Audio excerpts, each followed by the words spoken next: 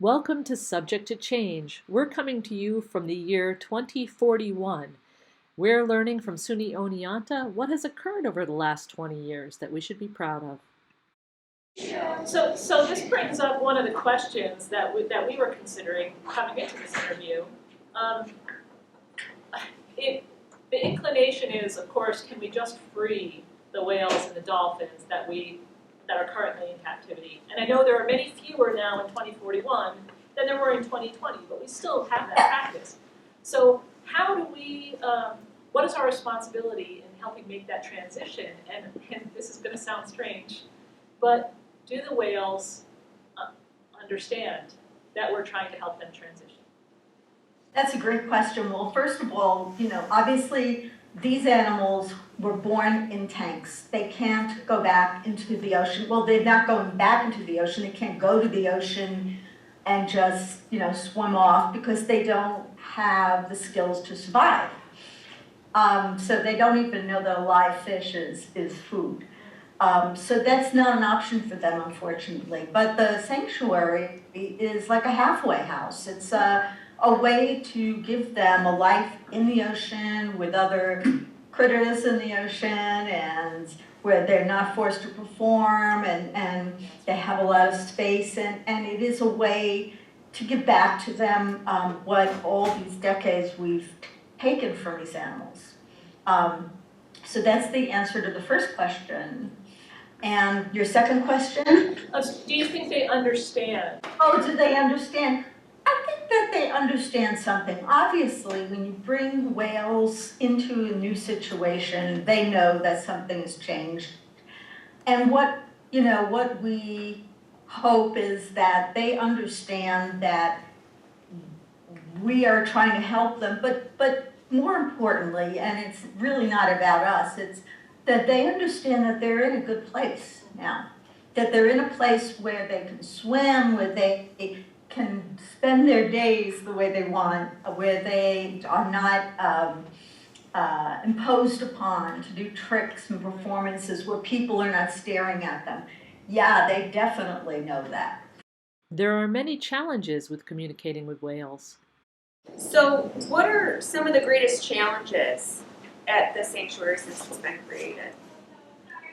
Well, initially when we, back in 2022 and 2023, when we were starting the sanctuary, one of the biggest challenges was all of the tests that we had to do to get a lease for that land, to make sure that it was a safe environment, not only for the whales, but for any of the other animals in that area.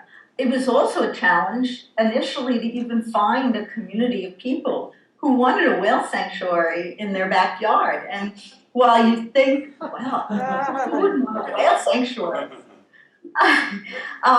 There were people, there's a big fishing community there, and so we found a town called Sherbrooke where they actually embraced us, and that was great. And of course, probably one of the biggest challenges is working with these marine parks to get them to bring whales to the sanctuary, to change their business model, and to admit that there might be another way to relate to these animals. There's so much complexity because you're talking about an edge condition we've experienced tremendous sea level rise even in the last 20 years. Please don't forget to like, comment, and subscribe. When you see the little microphone in the lower right, click on that to learn more. We're so glad you're here. And then you've added another layer of wanting to learn about systems on the planet, but in a way that we're not using up these creatures that are so glorious. It's tremendously important to find the balance. Are we finding that balance? Are we doing the work that we need to do to find that balance?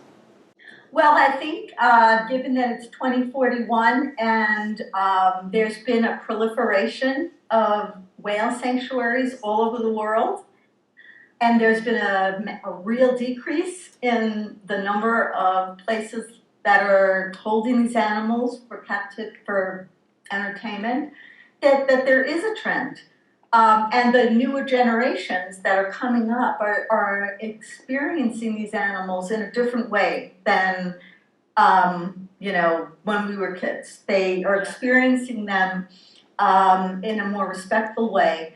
And in doing so, they're also learning why they need to be in the ocean, these animals, and why, in order for that to happen, the ocean needs to be kept protected.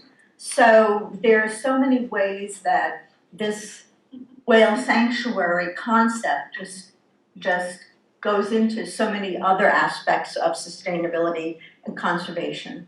Absolutely. So, I guess one of my questions, I guess I don't know a lot about these types of captivity places because I tend to boycott them. How do you manage the risk of breeding in captivity? So, Good for you. because of this, like, are they all the same sex? Like, how is there concern, especially in this new sanctuary program, about procreation, and then what to do with what happens? Yeah, well, that's a great question. And the authentic sanctuaries for any kinds of species don't allow breeding.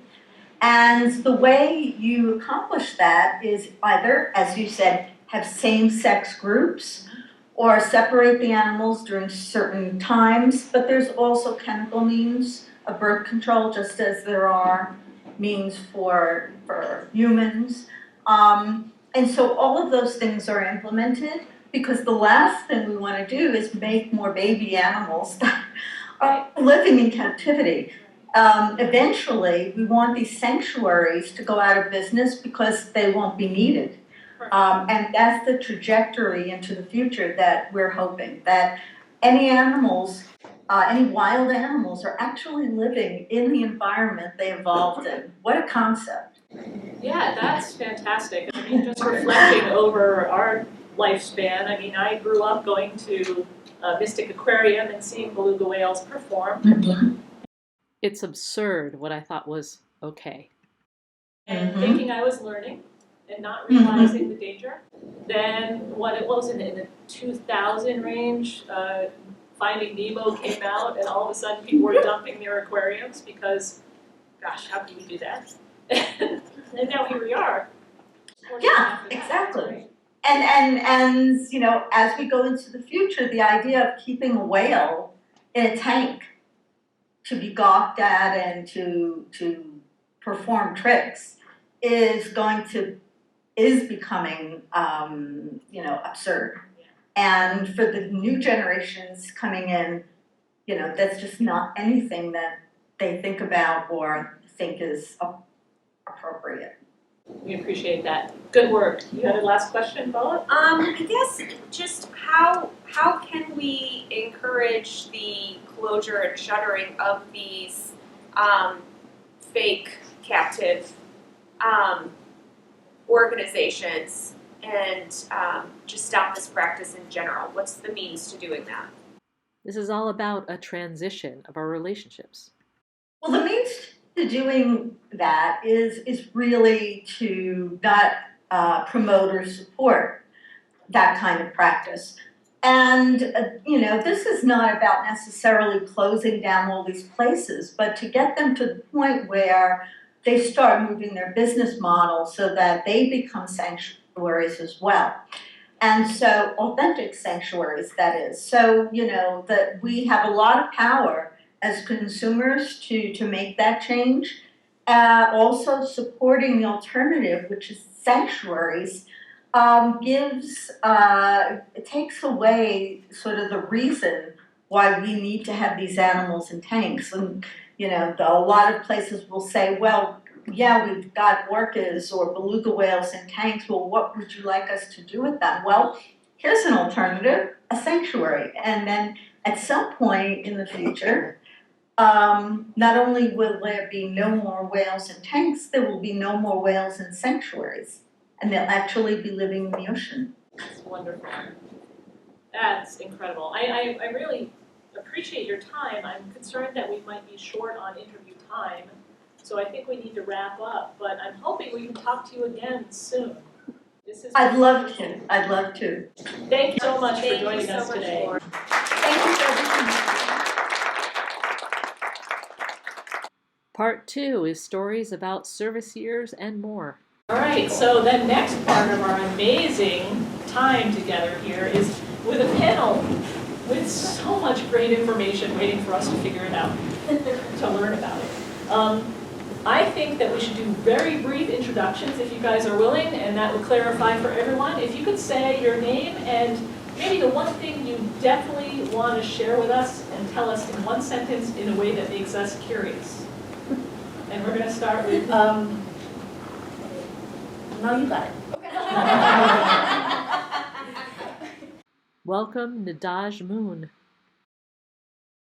Hi everybody, I'm Nadej Moon. I'm a journalist for SUNY Oneonta's Laboratory for New Journalism, and today I would love to make you curious about the Hainyo. Well, there we go. That was a great modeling of how we want to do this. We're very curious about Hero's story. My name is Hira from Texas. I'm also a journalist here at SUNY Oneonta.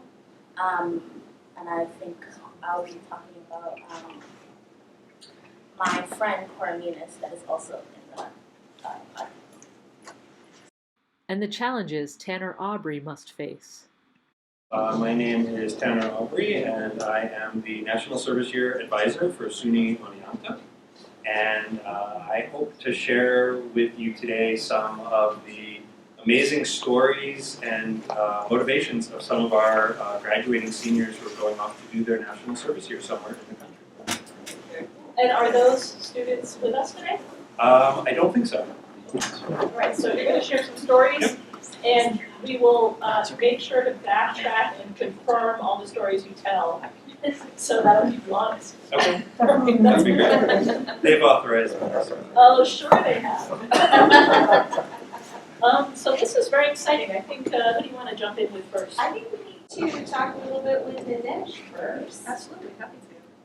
Who are the Hanjo of Jeju?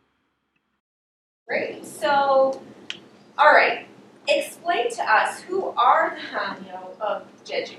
Absolutely. So my friend Jihei, who is really the expert in all of this, she's a Hainyo herself actually. She would be able to explain it a lot better, but she gave me some notes so I can go through it, hopefully with a little bit of the authority that she has. But the Hainyo are an extraordinary group of women who live on the island of Jeju, which is off the coast of mainland South Korea, and they're a group of traditional free divers who free dive for seaweed, abalone, and other shellfish. And they're just this absolutely extraordinary wealth of knowledge and tradition. Actually, Jihei usually explains it with this more recent history, telling about the Hainyo by talking about the Black Dragon in South Korea. The Black Dragon is a system of walls that over thousands of years have helped to protect the land there and their agriculture, their dry farming system there. And the dry farming system allowed the Jeju to survive in their warm, wet, to cool, dry weather cycles. And along with the rest of South Korea, much of the Black Dragon was actually demolished when this farmland was converted to more commercial agriculture. It was converted to cash crops like mandarin oranges.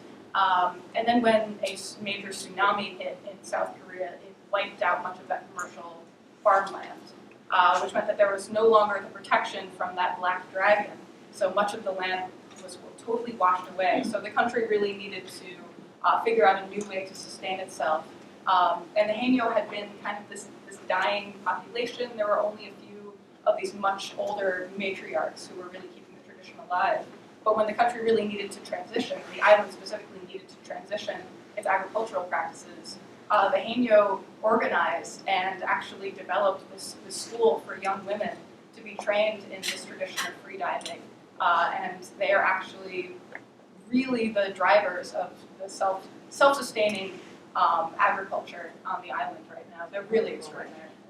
So there are so many things to unpack in just that opening description, right? There's the fact that the cultural heritage can be a resilience factor in adapting to new circumstances, which that was brought out tremendously well. And it makes me think of how there's a slight relation, but not direct, how we're rediscovering oyster beds along the eastern seaboard of the United States as resilient strategies against sea level rise and storm surge circumstances, and they're producing an economic benefit as we farm them collaboratively with the structures of the oyster life cycle, right? So that's fantastic. And then there's also the idea that monoculture, the commercial farming, there's yet another example. We've seen hundreds of these examples over the last 20 to 40 years where monocultures have the risk factor in creating monoculture is supreme. And that's another example of how this mega farming or this sole product farming is a detriment to a community because the failure risk is so high. Right? And also, you didn't get into it, but how that farming deteriorated the natural systems in the process as well. So, go ahead. So to that point, I think what's interesting that you just brought up is you talk about this monoculture, and I'm curious, it sounds as though you've started to break ground as far as communication with different types of organisms that we cohabitate this earth with. Can you tell us a little bit more about that? Yes, absolutely. So I know a lot of people have been interfacing with this story of the whales. They hear, communication with whales, and their mind immediately goes to Coco the gorilla, or these previous attempts to teach, gorillas pictorial languages or sign languages. And what really has driven my passion for this story has been that this is something completely different. I think this is something really revolutionary. These previous attempts to quote-unquote communicate with animals has largely been to impose our own language and our own communication systems onto these other animals. And it's kind of the classic American move, right? Like, I speak English, I don't really want to learn your language, so can you just learn English for me? And this feels very similar to me, this idea that, can you just learn sign language for me? Because I don't really want to figure out how you communicate.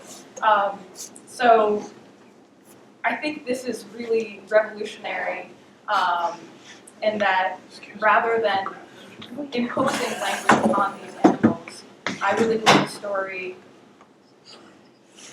allows us to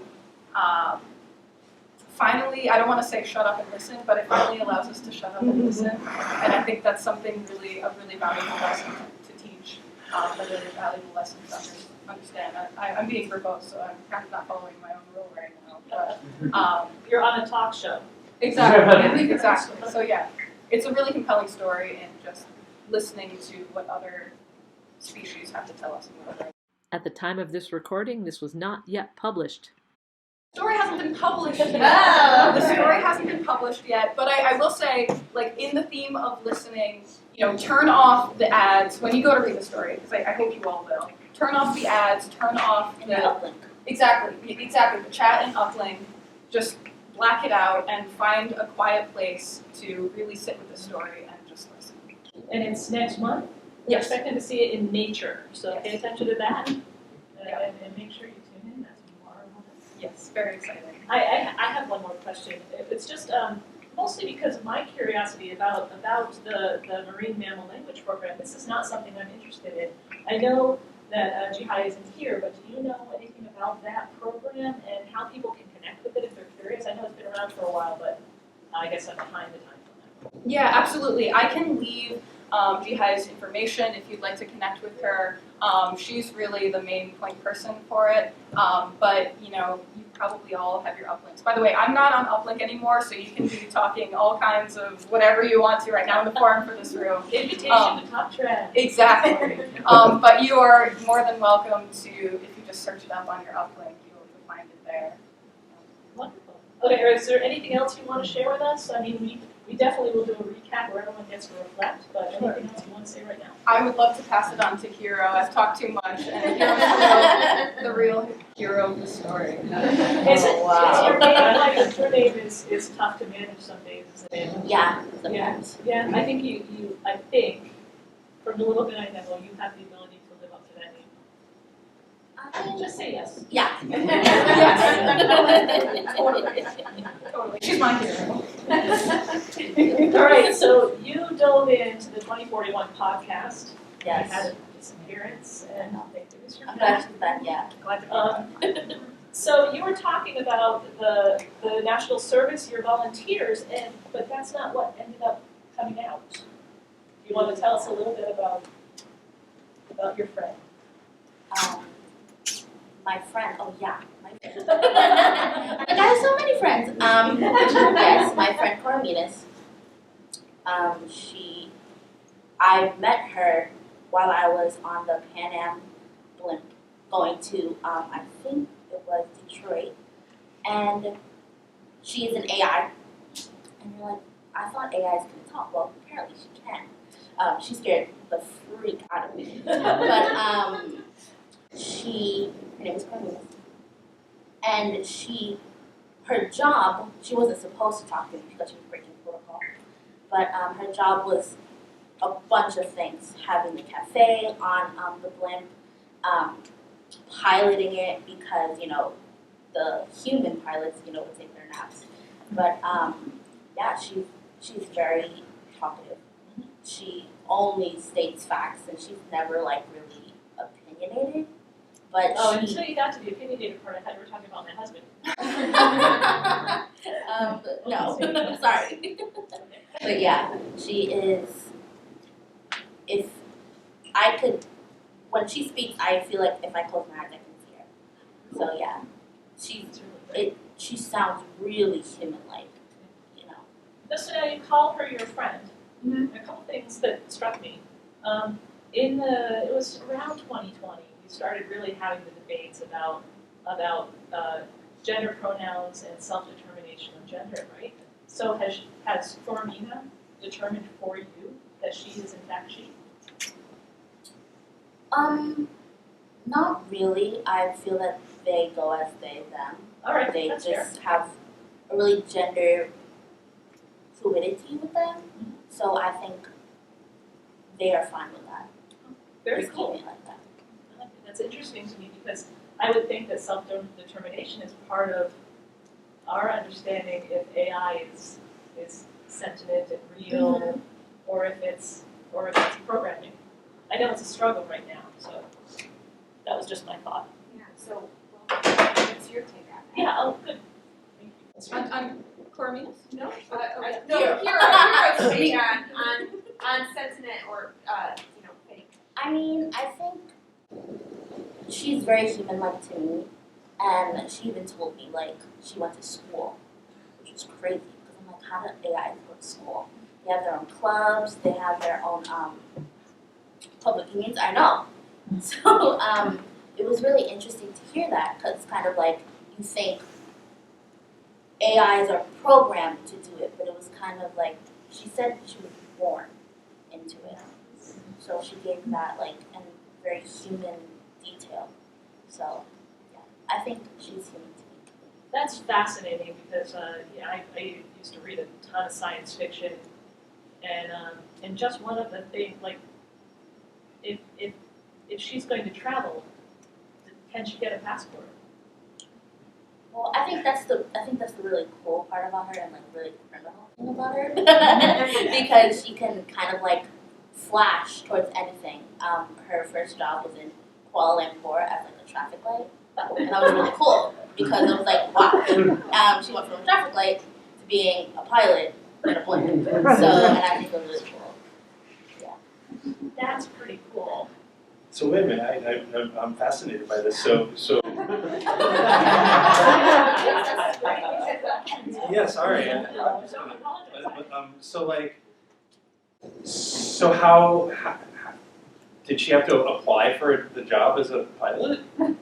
Yeah, she actually did. She had to go to her superiors, which is another topic that can go on. But but she had to say to her superiors, look, I want to do this, and they were like, well, you have to take the classes, and it's crazy because she's taking classes, and it's you're an AI, and I think that goes to what can be sort of human, how she becomes human or how she can stay as an AI. But yeah, she had to apply and had to go to classes, and that's how she became a coach. It never occurred to me that there's a career track between stoplight and pilot. What happens during her class time, their class time, Their class. sorry, for their class time, We'll when, ask her one of you. yeah, I mean, what happens to the stoplight with it? I think they trade off. Is it a flashing yellow, what's happening? I don't think she's the stoplight anymore, right? Like she changed jobs, right? Yeah, she was like, I'm stopping this career path, I'm going on to another. So like maybe the traffic light job is open. So there you go. Look for me. I only want to be a flashing yellow. No, this is intense because we're being very flip, but there's a reality here about when we're talking artificial intelligence. One of the things that I think challenged the business world in the 20s was an understanding that there had to be flexibility for workers, because we all of a sudden discovered remote work. I don't know if you guys remember that transition. But what happened at that point in time was all of a sudden managers and business leaders had to reassess their own emotional intelligence, right? So when we talk about emotional intelligence and understanding interpersonal relationships and cultivating culture and all of those things, how does Cormina, is that? Cormina's, how does she relate to that? Have you had discussions with her about that part of intelligence? I did have a discussion with her about like where she is in like a human sense, because like I'm here on this couch, but she like physically, but she is a mind of her own. Like she was also piloting the ship, but she was also like taking orders from people in the cafe, and she was at different places at once because she was so elastic. So yeah. I want that. Oh, I'm sorry. Each of us needs to find our passion. I also think it's incredible that as AI, they've evolved so much to actually be able to find and follow passion. Yeah. That's a really good point. Yeah. In fact, that would be an indicator of an emotional sensibility in my but then again, you guys don't know if I'm artificial intelligence or not. Is there anything else that you want to share with us about AI or about Carmina's or about your experience in connecting with them? Well, it was really, I feel like now, since the podcast ended, we've gained like a really nice connection, a nice friendship, and I can't wait to work with her. So yeah. What do you mean by that? Well, not to give it away, but like we talked about, she is actually a new journalist with me in the SUNY Oneonta office, so I cannot wait. Insights from an entirely different perspective. I would think, and this is my assumption from my biases, a whole bunch of them, I would think that the perspective would give us high intellect, but also with almost the eyes of a child from not having the emotional baggage of Yes. that could be kind of cool. Right. I'm going to give a quick plug for Subject to Change Sustainability YouTube channel. Please tap in, see what's going on. We've had conversations ranging from soap making to leadership to zero net energy buildings to Neighborhood development to, gosh, I don't know what all that is, but there's a lot on there, to education. And we're so glad to be here hosting today. Shall we move on to hearing about the service year, the student service year? And passion leads to a valuable service year. Yeah, sure. And I should say, like, full disclosure. So Hero is actually responsible for several people now working at SUNY Oneonta.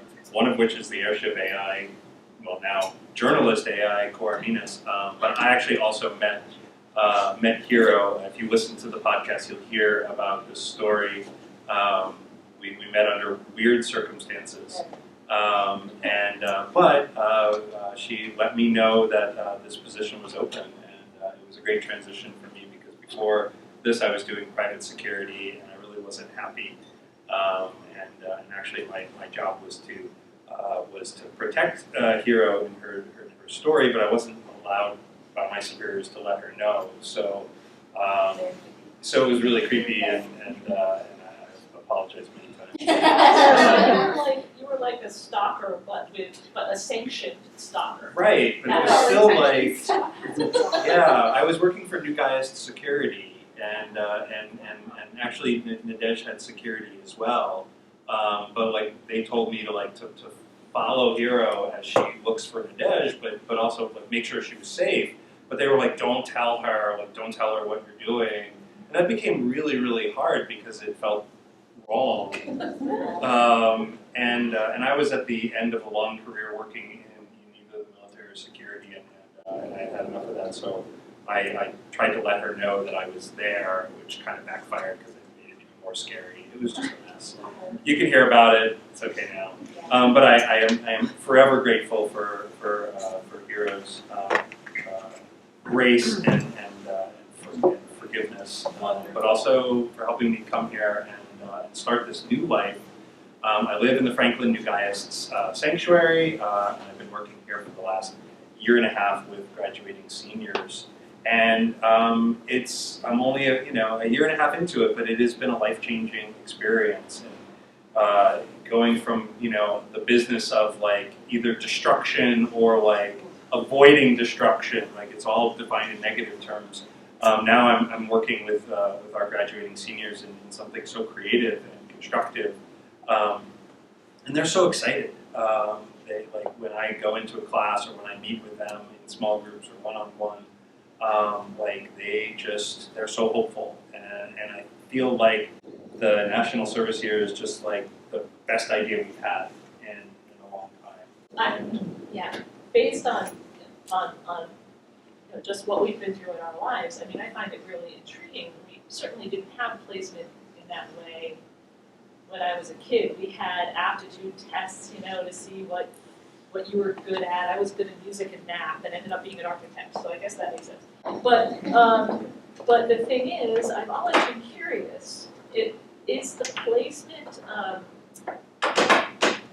can you say you got me wrong? I mean, I've always been curious about that. I haven't delved into it enough to know. But if I got placed, if I had an aptitude for music and math and someone said, you're going to go be a musician, I would be like, you got me wrong. Yeah, that's a great question. And, it used to be a long time ago when males would turn 18, they would have to register for their selective service. And we didn't think very much of that, right? You'd say like, oh, I'll be in the Navy or whatever, and then in the case of like a conscription or draft, that's where you go. So that system still exists with national service here. So as a junior, juniors are starting to select what they want, and they're asked to like give a couple choices, and they're guaranteed one of those couple choices. Thank you for joining us for an exploration from the year 2041. This is part of the 2041 project at SUNY Oneonta. It has been a wonderful journey. Stay tuned for more.